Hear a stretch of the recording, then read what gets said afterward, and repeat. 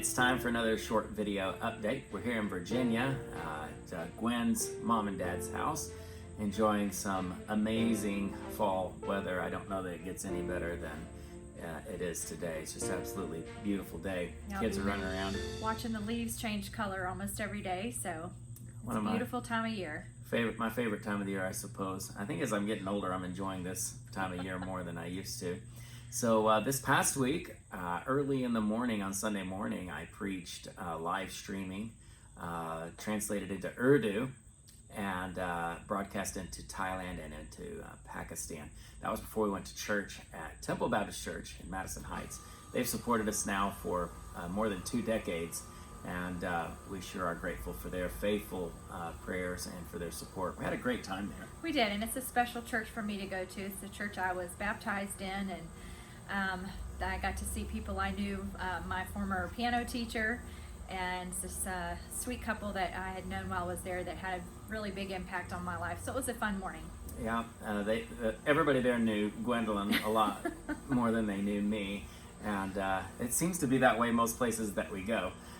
People know Gwen a lot more than they know me, but especially at that church with her family having the history that they have there. So that was a really good time. We went out and enjoyed a good meal, family there in the church, and good day overall. Yes.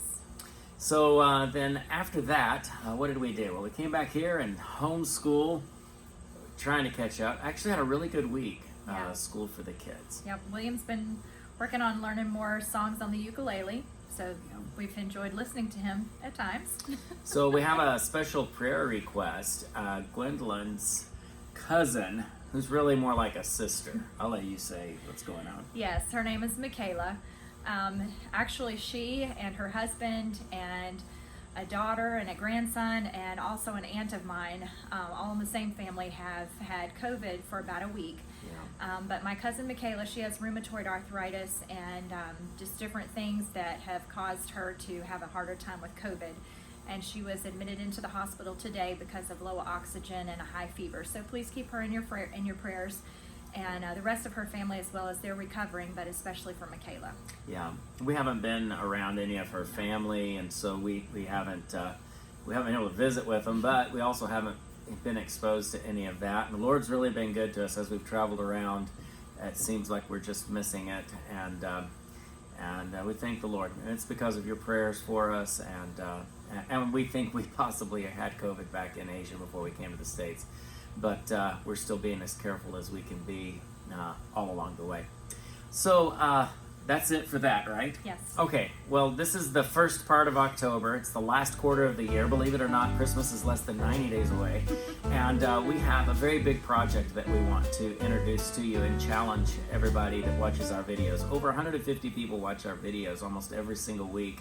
And we have a project that we want to present. We don't often do this, but last year we challenged just a handful of churches to help us out with a Christmas project, and they came through for us and really gave generously, and we were able to have a wonderful Christmas for the Pakistani refugees that are in Thailand, but also for the Pakistani Christians who are persecuted in Asia, in Pakistan. Lahore and Gujarat are the 2 main cities. A lot of kids received a Christmas present for the first time in their lives in Lahore. And there are 2 different churches that we're partnering with there. And long story short, we want to do a bigger and better Christmas this year than we did last year.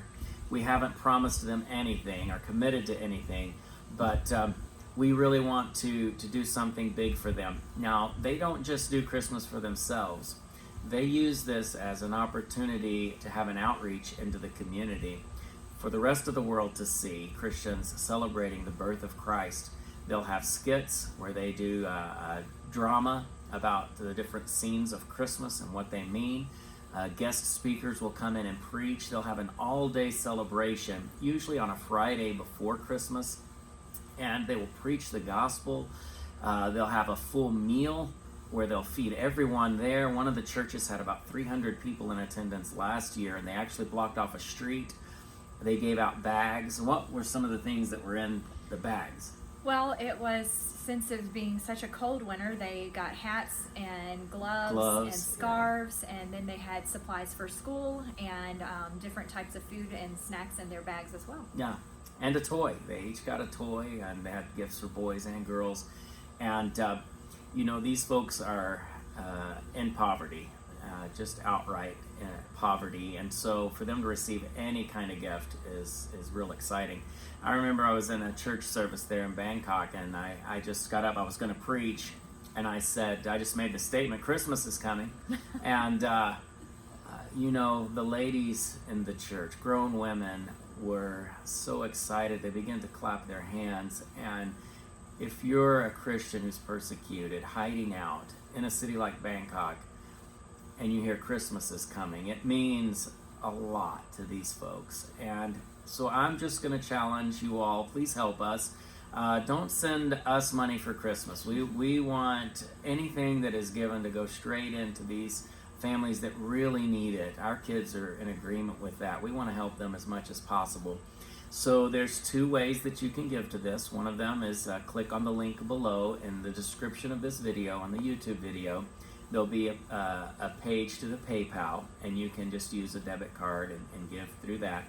Or you can write a check to our regular support address and just write down in the bottom Christmas, and we'll know it's for the Pakistani ministries and those outreaches. And we can't do it without you, but we want to be a blessing to these folks, especially at this time of year. They're going through some difficulties, a lot more difficulties due to COVID than what we're suffering here in the States. Thank God for that. But we have an opportunity to be a blessing. We can't do it without you, but with you we can do it. And you can't do it without us. You need us to help connect with these people. They're our brothers and sisters in Christ, and they really need help. And so if you can find it in your heart to give any amount at all, I assure you it will all go to where it really is needed.